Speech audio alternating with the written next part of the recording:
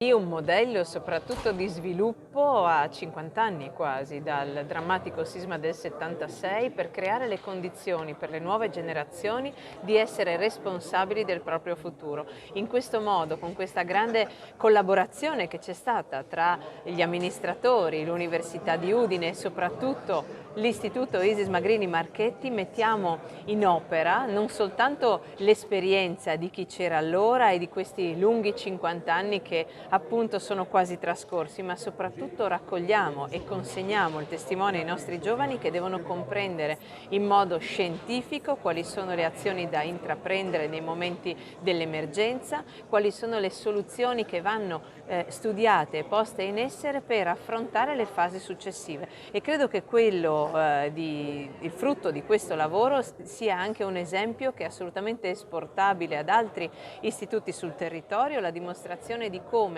lavorare e studiare, formarsi sui propri territori, conoscendone le criticità e anche individuando delle soluzioni per superare le crisi, sia davvero un messaggio universale, importantissimo, che qualifica per il futuro i nostri giovani.